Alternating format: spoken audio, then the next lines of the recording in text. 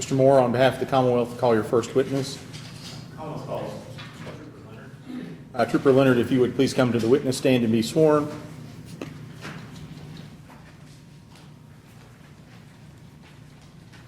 Please raise your right hand. Do you swear affirm to tell the truth, whole truth, and nothing but the truth? Please have a seat, answer the questions of Mr. Moore and then Mr. Forman.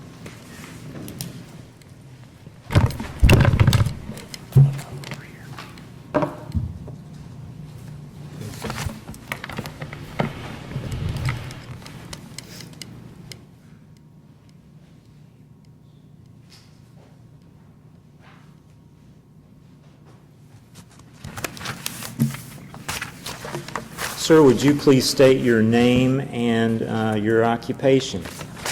My name is Daniel Leonard. I'm a trooper with the Kentucky State Police here in Post 4, Elizabethtown. All right. And now, how long have you been a police officer? I've been a trooper for 7 years. I graduated the State Police Academy in February of 2008. During that time, I've been at Post 4, Elizabethtown, until I deployed overseas with the military in 2013. Then I came back and resumed my duties with Post 4, Elizabethtown. Okay. So about 7 years, something like that? Yes, sir. Okay. Now, what kind of training did you receive to be a state police trooper? I received 24 weeks of academy training at the State Police Academy in Frankfort. Some of that training was actually conducted at Richmond at the Department of Criminal Justice Training Center for some things that we could not do at the academy. And did you receive specialized training in DUI investigations? Yes, sir. Okay. Can you estimate about how many DUI stops you've performed? In my career, I've made over 100 DUI stops. Okay, okay. Did all of those lead to arrests? No, sir. Okay. And why is that? Because after I performed the standardized field sobriety tests, I deemed that the person wasn't at a level of impairment that needed them going to jail for the night. Okay. All right. Now, can you... I apologize. That's my alarm clock to pick my kids up from school. You want to take care of it? You could just swipe it, sir. There it is. What's under the hat? I apologize. I forgot that the alarm clock was on. Why would you have an alarm clock set at 2 o'clock? Because I take my kids to school at 8 o'clock in the morning, and then I sleep until 2 because I get off at 6 o'clock in the morning, and then I'm up with them all day until I go to work at 10 o'clock at night. You work nights. Yes, sir. Did you work last night Yes, sir. and got off at 6 o'clock this morning? Yes, sir. And you go in again tonight? Yes, sir. Okay. I hope I'm exciting enough to keep you awake. Yes, sir. Do you recall having contact with the defendant back on April 5th? Yes, sir, I do. All right. Would you describe to the jurors how it was you came to have contact with him? Yes, sir. I was patrolling up around the West Point area. We get a lot of drug activity and warrants, people coming out of Louisville.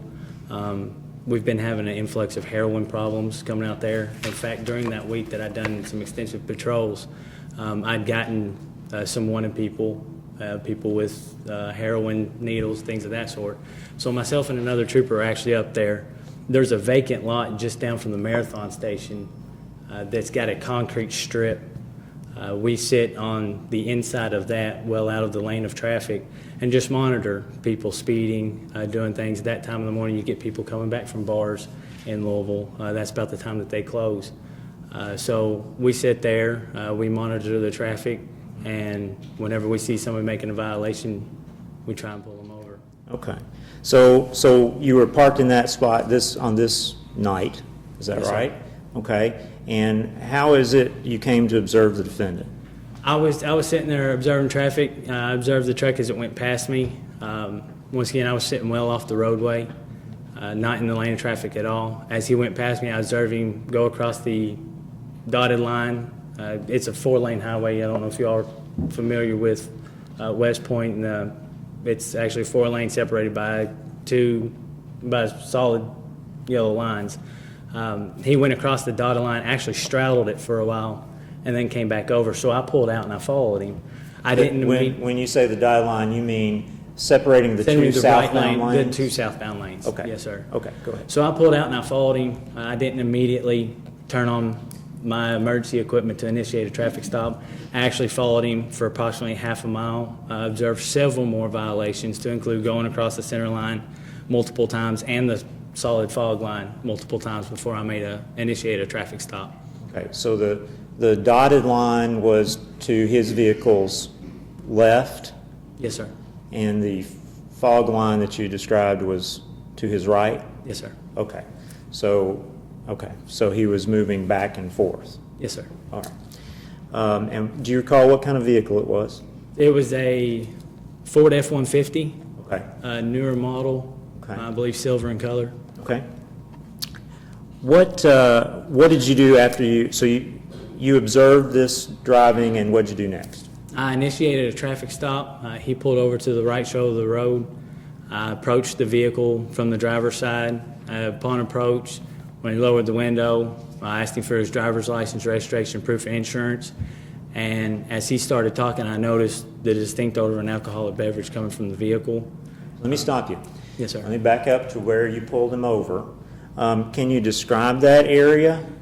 It was just prior, I don't know if you all are familiar with Muldrow Hill, where the tank is sitting. It was actually just prior to that hill on a reasonably flat piece of ground. Okay, okay. And so when you asked him for his documents, is that a routine thing you do when you pull Yes, sir. somebody over? Okay. And that's when you said that you smelled the odor of an alcoholic beverage when Yes, he was sir. talking to you? Okay. Describe your contact from that point. I asked, Let me ask you, did you observe anything physically about him? yes, sir, I noticed that his eyes were red, and that as I was talking to him, that his speech was slightly slurred. It wasn't extremely slurred. I've definitely seen people slur worse than he was that night. Right. But there was a noticeable slur to his speech. Okay. All right. Now, what'd you do after you noticed those things? I asked Mr. Nelson how much he had had to drink tonight. I asked that question because I want them to know that I'm aware that they have been drinking, and that I know, and that they know that I know that they've been drinking. But Mr. Nelson told me that he had had absolutely nothing alcoholic to drink that night. Okay, and then what'd you do? I asked Mr. Nelson to step out of the vehicle. As he stepped out of the vehicle, I noticed he used the vehicle for support, to support him out. I had him walk back. When you say that, can you describe more specifically what he did? No, sir. Okay. I can't remember. It's been, You don't recall if he grabbed the door or the side of the truck or something else? no, sir. Okay, you just remember he needed some I support? remember he needed some support getting out of the vehicle. Okay, all right. Was it at that point that you determined that you were going to do a DUI investigation? Yes, sir. Okay. Did you ask him to perform field sobriety tests? Yes, sir, I did. All right. Are you trained to give field or administer field sobriety tests? Yes, sir, I am. Okay, is that part of your training at the academy? Yes, sir. Okay. Did you, or can you explain to the jurors what the purpose of those tests are? The purpose of the standardized field sobriety test are, they're standardized tests that have been deemed, when used in conjunction, one along with another, is to show a level of impairment.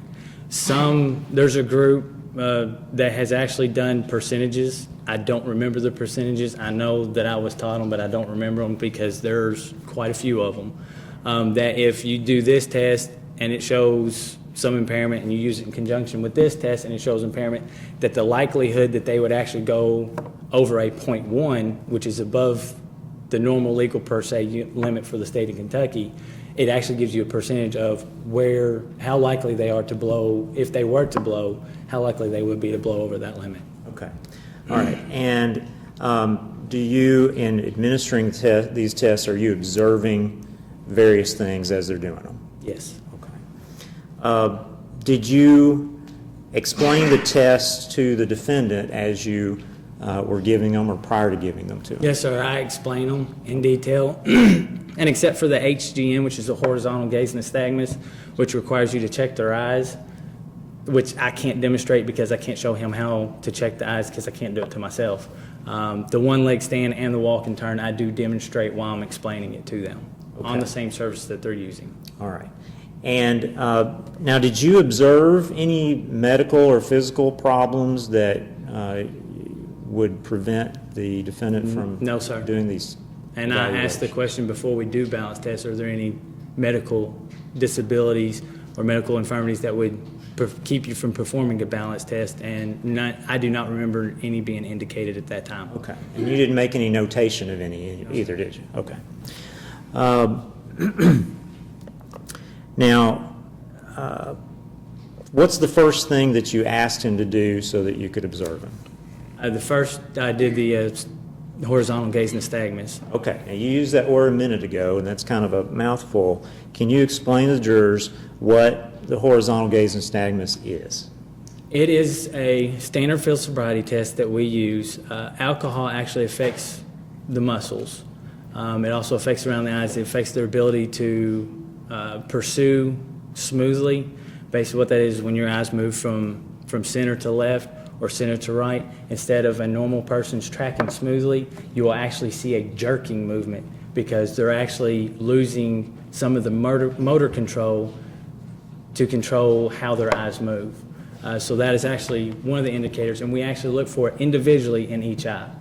And then the second step that we actually do is actually the nystagmus itself, which is an involuntary twitching that even the person that it's happening to doesn't realize that it's going on. And there's two different sets that we look at. We look at what's called max deviation, which is at the eye when it's at the furthest point.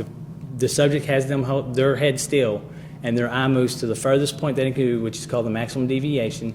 And then we observe to see if that twitching or that shaking is present. We do that for each individual eye. And then the second one is actually an onset of the nystagmus, which is that twitching, prior to 45 degrees. So before the eye goes from center to 45 degrees, we observe in each eye to see if there is a sign of that twitching or shaking going on in the eye, and it's each eye, left and right. Okay. And so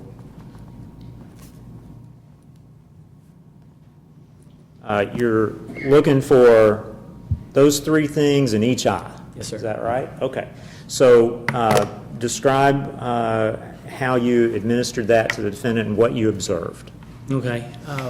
What I do is I had him put his hands down to his side, feet together, stand perfectly still, have his head pointed straight ahead, and I instructed him to follow my finger with his eyes and his eyes only. I use my finger. I don't like to have anything else in my hand that would be a distraction or something that I would have to keep up with. Obviously, working at night is extremely dangerous anyway. I've got a flashlight. I like to keep my hand free, so I always use my finger. I had him follow my finger. I always go to the left first.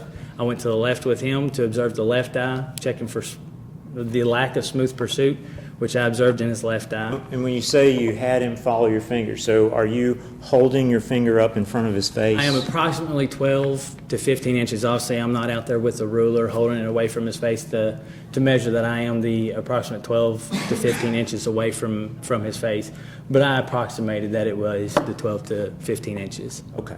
All right. And so you said you moved it to the left first. Yes, sir. All right. And It had been my right, but his left. sure. Go ahead and finish telling the jurors what you were doing as you did that. Okay, as I did that, I was looking at his left eye to see if there was smooth or lack thereof of pursuit, and I noticed that his eye was jerking as it was going across. I moved it back to center, and I go to the right, to his right side or my left, and observe the right eye. And I observed once again that he was not tracking smoothly, that his eye was jerking as my finger was moving from basically his nose over towards his right shoulder. All right. And so you said you saw, so you observed that cue or clue or Indicator. observation indicator in both eyes. Is that right? Yes, sir. All right.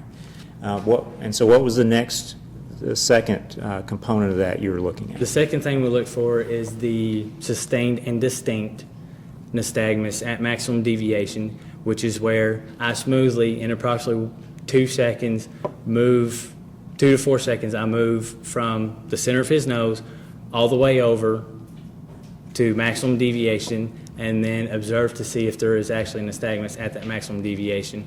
I started at the center of the nose, went all the way to his left eye or his left shoulder, to my right side, observed the left eye, and then did the same thing with his right eye. So you observed the jerking in both eyes under that component, is Yes, that sir. right? All right. And what's the third part of that? The third is actually an onset of nystagmus prior to 45 degrees. Once again, you have to estimate where the 45 degree is. You generally want to take that one about 4 seconds. You want to do it slowly, but you don't want to do it so slow that you fatigue the person's eyes. As I started at his nose and went his left eye again, I noticed that prior to that 45 degrees that I was getting nystagmus, and then I did the same thing for his right eye, and I noticed the nystagmus again prior to the 45 degrees. Okay. So based on your observations of those indicators, 3 in each eye for a total of 6, Yes, sir. what did that indicate to you? That indicated to me that he did have, at that point, some level of impairment due to either alcohol. It can also indicate drugs. But, okay. And what's the next field sobriety test you? Next field sobriety test I had him perform is the one-legged stand. All right. And explain to the jurors exactly the way you explained it to him.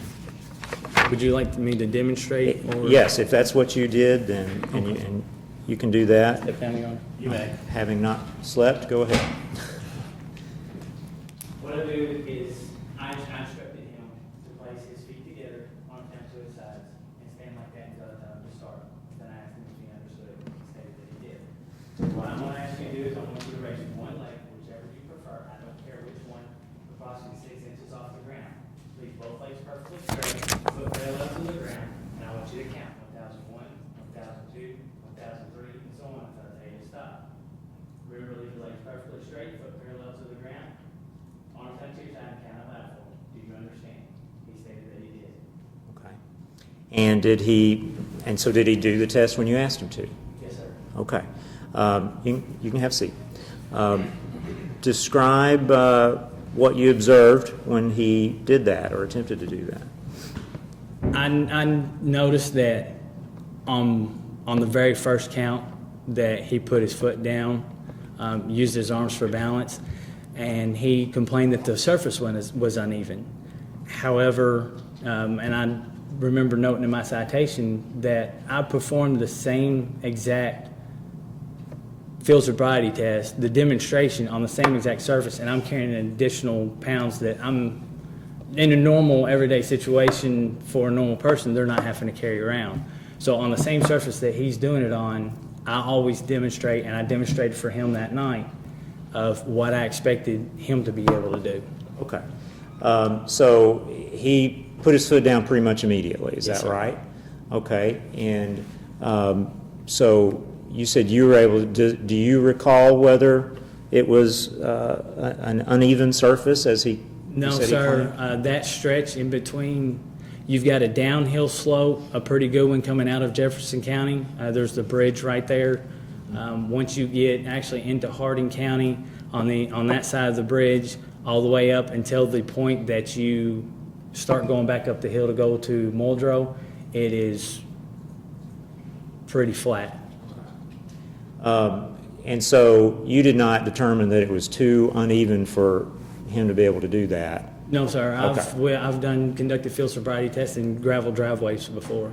Okay. So what happened after that? He attempted to do it again. Once again, this time he placed his foot down at 2 and just stopped the test. Okay. Now, what are you looking for on that? On that one, test? I'm actually looking for 4 different indicators. Okay. You're looking for swaying, using the arms for balance, placing your foot down, and hopping. Okay. So he didn't do any of those except putting his foot down. Putting his foot down and using his arms for balance. Okay. Okay. And so, how many do you have to observe before that's an indicator of anything? I don't remember. I just noted down that I listed those down as That's what as you indicators. observed? Yes, sir. Okay. All right. And was it what did you conclude from what you observed on that? On that one, I concluded that what the HGM was telling me already was that there's at least a level of impairment going on there that was affecting his ability to drive, which is the reason why I saw him crossing this center line and the fog line multiple times.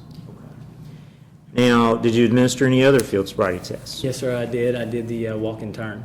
Okay. Can you explain to the jurors what you asked him to do for that evaluation? Or would you like me to explain it as I did on the side of the road? Yes, sir. That'd be great. Okay.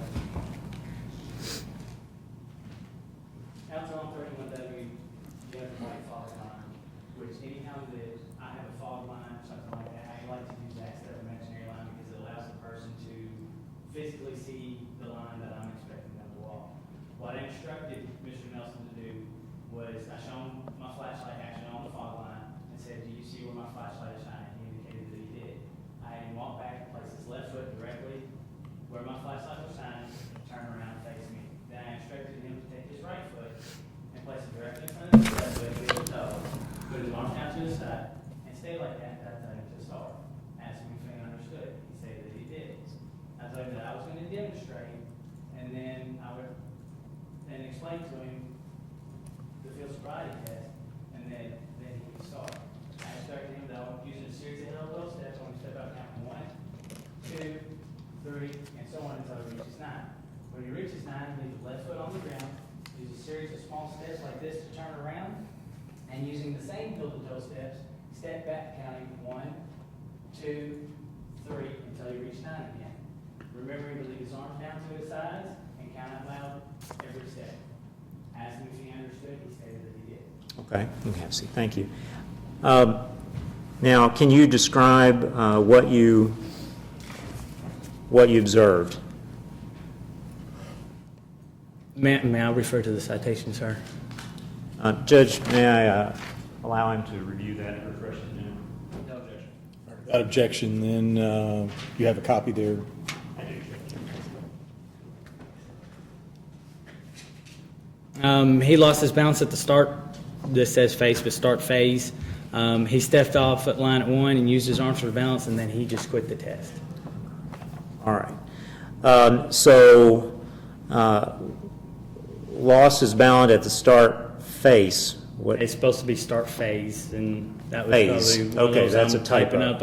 Okay. We've only got a limited space that we can type on these citations. It's not like doing a case report, which I have done on DUIs before. I've charged somebody with DUI fourth.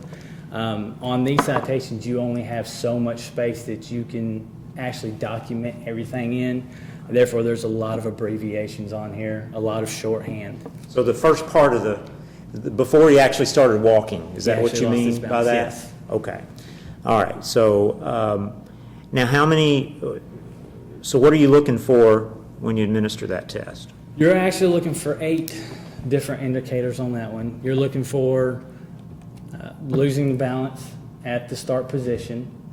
You're looking for starting before instructed to start, missing heel to toe, stepping offline, using arms for balance, improper steps, improper turn. And I apologize, my mind's getting a little fuzzy with lack of sleep.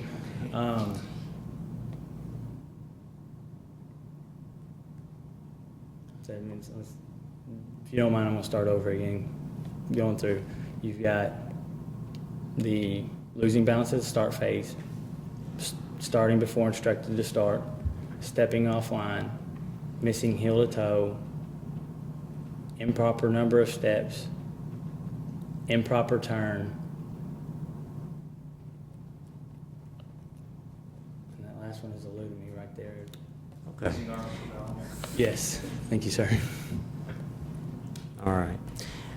So of those several things that you're looking for, you saw him lose balance at the start, stepped off the line at 1 initially, so when he first started, and he used arms for balance, and then you said he stopped he the just test. he stopped the test. Do you know how far he got before he stopped? Do you recall that? It was right there off the beginning. Oh, okay. He didn't Right there at like the beginning. make it halfway down, turn around, and then stop. No, sir. Okay. All right. All right. Now, you testified, and I think having reviewed your citation, that he used his arms for balance on this test. Now, a few minutes ago, referring to the one-leg stand, you said that he had put his foot down a couple times and didn't finish that test, and you also said you used arms for balance. Now, you didn't make that notation on the one-leg stand in your citation, and I just want to make sure that you intended that, or you said use arms for balance for one when you meant the other test. I'm in for the other test. I remember him putting his foot down on The it, one-leg stand. but I don't remember the arms for balance on the one. I do remember the foot going down, but I believe that the arms for balance was on the walk and turn. Okay. All right. Thank you. I just wanted to clarify that. All right. Now, at this point, he stopped the test that you were asking him to do. Yes, sir. And what did you do at that point? At that point, I went ahead and detained him, informed him that he was going to be placed under arrest for operating a motor vehicle under the influence of alcohol. Okay. And what did you do after you arrested him for that? He was placed into the back of my state police cruiser. I waited there for a tow truck to arrive to tow his vehicle safely off the road. I did not want to leave a very nice F-150 anywhere near West Point. Okay. So I waited for the tow truck to come get there. Then I transported him to the Radcliffe to the police department to utilize their intoxilizer. Okay. And so did you ask him to submit to that intoxilizer test? Yes, sir. At the Radcliffe Police Department, I read him the implied consent from a card or a piece of paper that I keep in my pocket. Okay. And may I approach the witness, Judge? You may.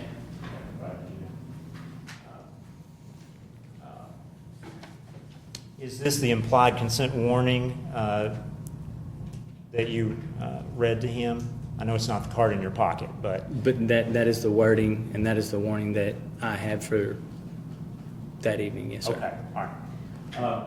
Would you please read to the jurors what it is that you read to the defendant that night? I be requesting that you submit to a test of your breath, blood, or urine, or any combination of these tests. If you refuse to submit to any test which I request, your refusal may be used against you in court as evidence of your violation of KRS 189A.010, and your driver's license will be revoked. If you're convicted of KRS 189A.010, your refusal will subject you to a mandatory minimum jail sentence, which is twice as long as the mandatory minimum jail sentence that would be imposed if you submit to all requested tests. You will also be unable to obtain a hardship license. The results of any test taken may be used against you in court as evidence of your violation of KRS 189A.010. If the results are .15 or above, and you're convicted of violating KRS 189A.010, you'll be subject to a jail sentence, which is twice as long as the mandatory minimum jail sentence that would be imposed if the results are less than .15. If you submit to all tests which I request, you have the right to obtain a test or tests of your blood performed at your expense by a qualified person of your choosing within a reasonable time of your arrest. You have at least 10 minutes, but not more than 15 minutes, to attempt to contact and communicate with an attorney. Do you wish to attempt to contact an attorney at this time? Okay. And you gave him that opportunity? Yes, sir. Okay. Do you recall if he took advantage of that? I do not. Okay. What'd you do next? Or I conducted a 20-minute observation period. We were actually in the room where Radcliffe Police Department has the intoxilizer.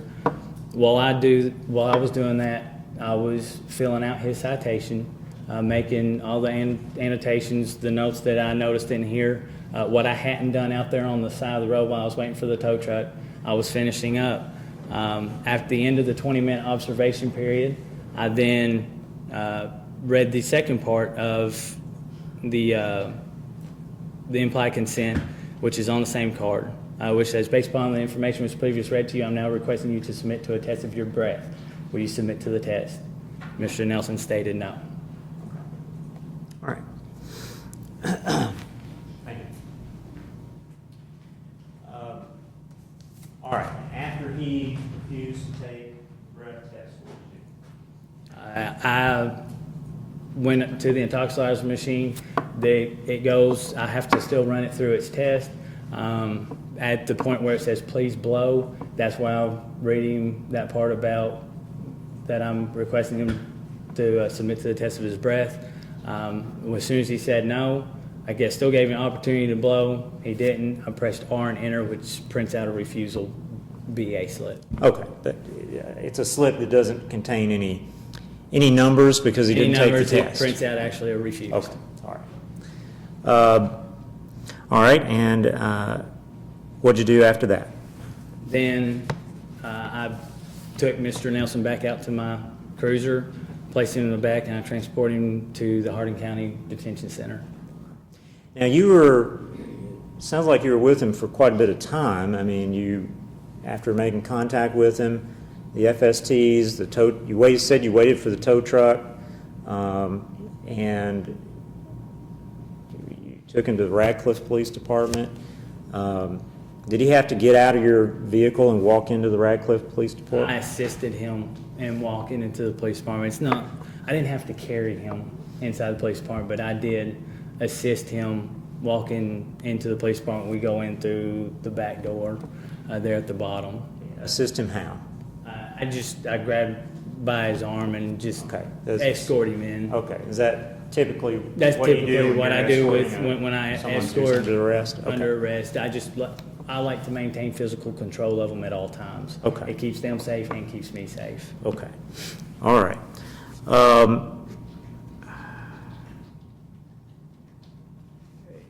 Eddie, I'll withdraw that question.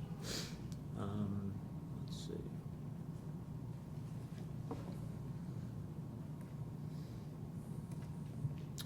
see. Did all of this occur in Hardin County, Kentucky? Yes, sir. Except for the little strip we had to drive through Meade County to get to the Radcliffe Police Department. Okay, all right. And can you identify the defendant, Eric Nelson, for the record? Yes, sir. Can you point him out? All right. Judge, I have no other questions at this time. Foreman, you may ask.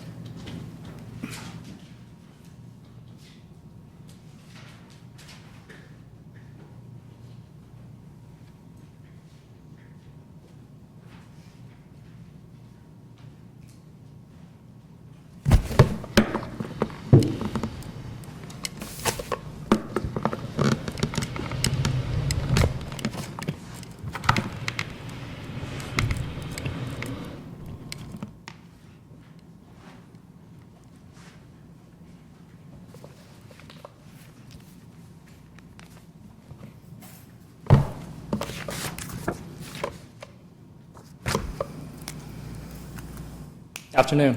Good afternoon, sir. You've been on the force since about 2007. Does that sound right? I've been with the state police since September of 2007. And you completed basic academy on On February 25th, 2008. 2008, right? And there you were trained on DUIs, Yes, sir. DUI detection, DUI enforcement, 40 hours worth? Approximately, I wouldn't be able to say 100% it was 40 hours. Those were some very long days and nights, sir. You were awarded 40 credits though, right?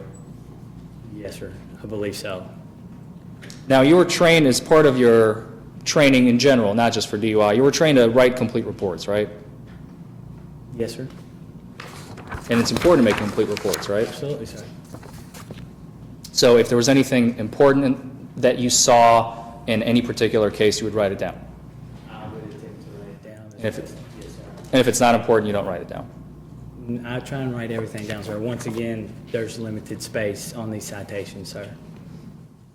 But you said that in some situations you can have an external report generated on top of the citation? If you write a case, the state police does not require us to open a case for a misdemeanor DUI.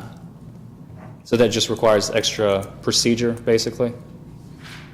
It requires opening a case number, and normally with our caseload, we don't open cases for smaller misdemeanors. There's some misdemeanors and every felony we open a case on, but we do have extremely high caseloads. You said, and I think I'm almost quoting here, you were on the alert for heroin coming from Louisville that night. Is that right? I said that we had had a heroin problem coming out and that previously I had gotten heroin and people with warrants, drunks coming out of Louisville, coming from the bars. West Point is actually a very hot spot for criminal activity in general. The place where you were camping, so to speak, with the other cruiser, the other officer, or the other trooper, Or camping, sir. you were positioned. Is that a better word? You were positioned right on, almost on the border between Hardin and Jefferson. Is that right? It's, Because West Point I mean, is the... it is. I mean, West Point is that little strip in between of Hardin County, in between Meade County and Jefferson County. And you're actively looking for violations. Yes, sir. You see a violation, you pull them over. Not every violation, sir, because there are so many violations out there. People don't realize how much that we could pull them over for, that there are some that a lot of times I won't pull you over if you have a cracked windshield, or your tint is too low on your front windshield. It drops below the AS1 line. There are so many violations that if I pulled over for every single little violation, I would get nothing done. I wouldn't get dangerous criminals off the road. I wouldn't get people with felony warrants. People don't realize how much we could pull you over for that we don't. We have to be selective in what we pull people over for. Now, Trooper, you're aware that if an individual is driving down the road, especially at 2:50 in the morning, I think your citation says, and they see an officer or a trooper on the side of the road, their natural inclination is going to be to take a little bit to the left or change lanes. Is that right? I disagree, sir. I've been almost run over several times with my emergency equipment activated by vehicles that decided not to get over when the lane was People who completely disregard. clear. Yes, sir. That's dangerous, So isn't it? I won't assume that most people tend to get over, or that if they see me parked there blacked out that they're going to. I won't make that assumption. Did Mr. Nelson go to the side when he saw you? I saw him cross the dotted line after he was already past me, sir. After he was already passed, trying to get back into the Because right I lane? was actually facing southbound. I wasn't facing northbound, I was facing southbound. Okay. You initiated a stop and you approached his vehicle, right? Excuse me, sir? You initiated a stop Yes, sir. and then you approached his vehicle. I'm sorry, compound question. Let's break it down. You initiated a stop with Mr. Nelson. Yes, sir. He pulled over the side of the road. Yes, sir. He used his blinker. I don't remember if he uses blinker or not, sir. He stopped the vehicle. Yes, sir. Did he turn his engine off? No, sir. Engine running. Yes, sir. 4 flashers. I don't remember, sir. You exit your vehicle. Yes, sir. You approach his Yes, sir. and you start contact with him, right? Yes, sir. You ask for license, registration, And insurance. and insurance. All 3. Yes, sir. And he provided all 3. Yes, sir. Now, you're trained to ask, strike that. You're employing 3 questioning tactics when you're stopping someone, is that right?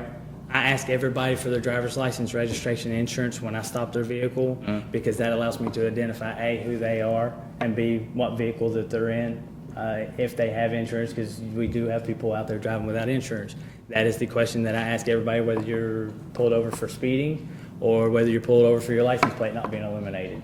I ask you for your driver's license, registration, and proof of insurance. He provided all 3 documents to you, though, right? He didn't fumble, Not that I remember, sir. he didn't drop it, Not that I remember, sir. handed it over to you. As far as I remember, sir, yes, sir. So there were no finger dexterity problems, which is one of the key things that you're actually trained to look for, right? I have been trained to notice whether somebody has a problem, because I have made DUI stops where somebody has gone past their driver's license several times. But Mr. Nelson did not do that, did he? Not that I remember, sir, no.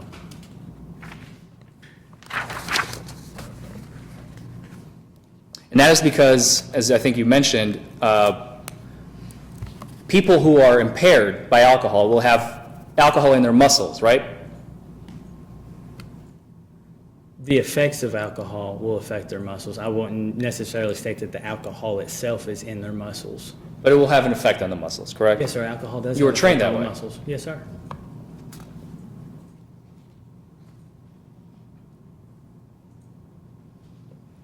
You asked him out of the truck at some point, right? Yes, sir, I asked him to exit the vehicle. And you said that he was using the truck to balance himself? Use the truck for support as he exited the vehicle. Is it a small truck? No, sir, F-150 is about the same size as my Dodge Ram. He did not use any abusive language towards you? No, sir. He didn't make any unusual statements? When he was in the back of my car, he did, yes, sir. What did he say in the back of the car? He was on the cell phone with his...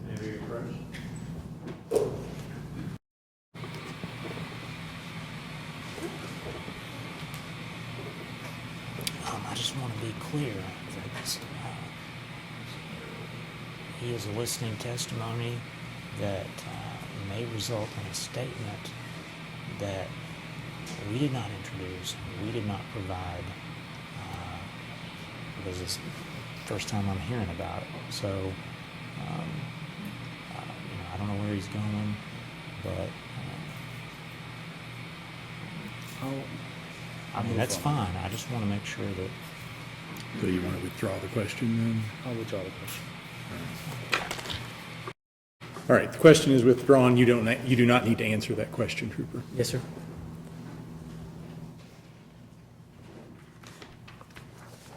He was not slow to respond to your questions, right? As far as I remember, no, sir. He didn't have any bumps, bruises, scratches on him? No, sir, he came out of the vehicle. Things you're trained to look for in a DUI stop, right? Not necessarily. Wouldn't say that I've ever been trained to look for bumps, scratches, or scratches for somebody climbing out of the driver's seat of their vehicle. You said you smelled the odor of alcoholic beverage. Of an alcoholic beverage, yes, sir. You also smelled something fruity, you mentioned, right? I don't remember using the word fruity, sir. Did Mr. Nelson tell you he'd just been drinking a Monster? No, sir, but I do believe, and to the best of my knowledge, I do think I remember seeing an energy drink. I don't remember which one sitting in the center console. In his vehicle? Yes, sir. Was it open? I believe so, sir. Could you smell it?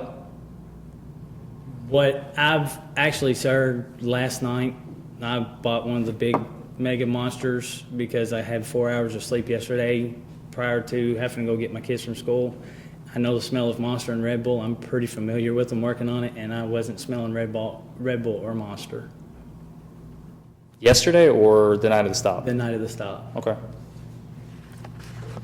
Now, have you ever had contact with Mr. Nelson before, prior to the night of the stop? So you don't know how he talks, No, sir. how he normally is, No, sir. his normal demeanor? No, sir. I have to make assumptions once again and on the side of the road. Right.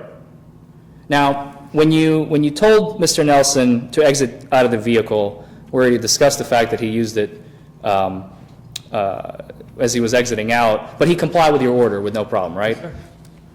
And you asked him to do some field sobriety tests. Yes, sir. The first one you said is the horizontal gaze nystagmus, also known as the HGN. Yes, sir. Now, you're required to check for 3 things before you start an HGN. What are those? Excuse me, sir? Before you begin the HGN test, you check for 3 things. I check believe. see if they're wearing glasses, Mm-hmm. which he was not wearing glasses at the time. If he's wearing a hat, I have him remove a hat. Some people do have a normal nystagmus. Actually, I believe I'm one of them that has a normal nystagmus, but it is completely different than actually the distinct and sustained that we're looking for. What about equal tracking, equal pupil size, and resting nystagmus? You check for those? I've never checked for the resting nystagmus, sit there and stay. The unequal pupil size, and that's from my military training especially, is I know the unequal pupil size is the side of a head trauma, which I did not notice any other signs of head trauma coming from him, which also includes fluid leaking from the ears and nose and mouth. You asked him if he had any medical condition that could prohibit him from doing the field sobriety test, right? Yes, sir. And he told you that he has been diagnosed with vertigo and tinnitus. I do not remember him telling me that at all, sir. And you are also aware that there can be natural causes of nystagmus, as you said. Sometimes you're born with it. Absolutely. Caffeine can affect it. I'm not aware of that, sir. Cigarettes, I'm not aware of that either, sir. nicotine.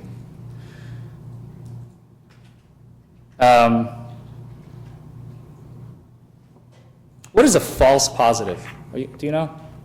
And what are you referring to as, sir? With regard to an HGN test, when you see a false positive, what does that mean? No, sir, I'm not familiar with that. You've never heard the term, you see something that you believe is in relevance to one thing, but it's actually for something else? Oh, absolutely. I mean, I've heard of false positives before. but not in reference to any HGN that I've done, sir. So you don't remember that in your training? No, sir. Granted, it has been 7 years ago, and I've had no sleep. Did you have sleep on that night? I don't remember. I believe so. That was actually before my kids were in Grayson County School, so I'm pretty certain I did have some sleep.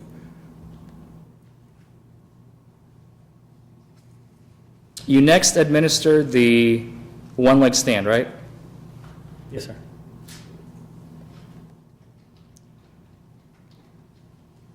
Now, you're doing it on the side of the road where there's gravel and it's kind of sloped, is it No, not? sir. No? It's No, straight? sir. Actually, he was parked on the shoulder. There is no gravel right there. It's right there at the dotted line. He was in between his truck and my cruiser because I do that for his safety as well as mine. Like I said, people sometimes don't like to get over for our vehicles, even stop. That's actually how one of my fellow troopers got hit on I-65. People don't get over.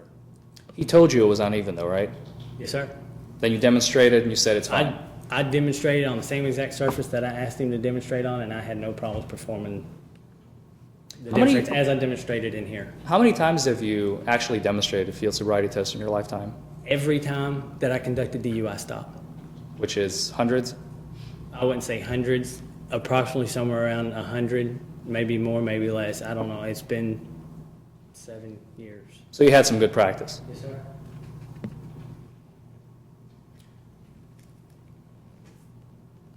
So you don't remember him telling you that he had pretty poor coordination? No, sir.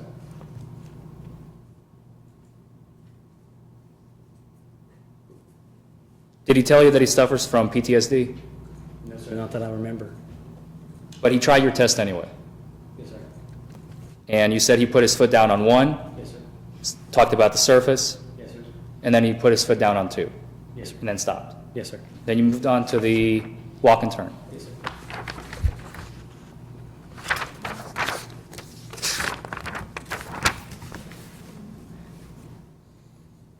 And on the walk and turn, you said he lost balance at the start, Yes, it says face, but it's supposed to be face, sir.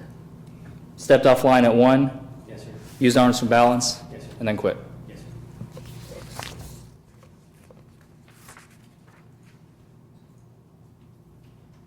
Now, he told you at some point that he used to be an MP, right? Yes, sir. And he told you he's actually certified on field sobriety tests as well, No, sir. and the breathalyzer? No, sir, he did not.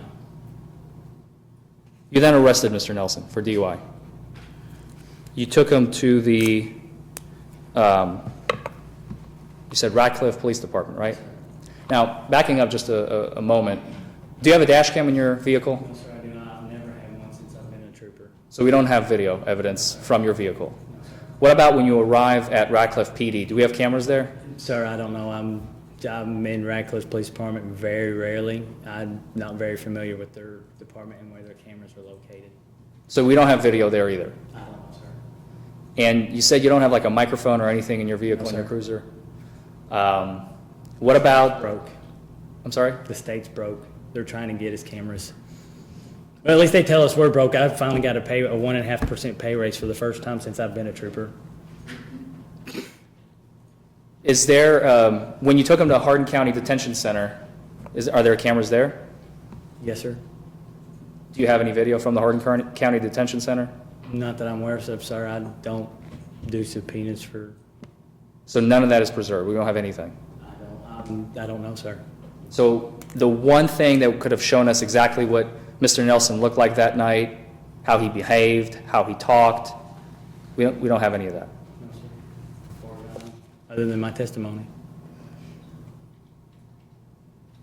You then brought, just backing up a second, to the Radcliffe Police Department, you brought him into the intoxilizer room. Yes, sir. It's called that because it's got the intoxilizer machine right there. That's what I call it. I don't know what Radcliffe Police Department calls it. I call it the same thing as the jail. I think they make, I don't know exactly. I think it's typical lingo. I use the same terminology.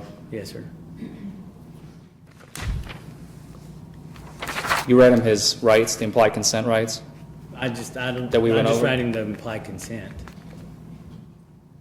And he refused the breathalyzer. Yes, sir.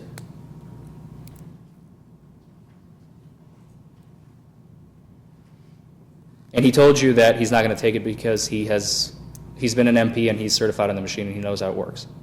No, sir, I don't remember that. I just remember him stating that he wasn't gonna blow. I asked him if he was sure, and he said yes. I gave him an opportunity to blow on the machine, and he didn't. No further questions. Any redirect? No, Your Honor. Thank you, Trooper. You may step down.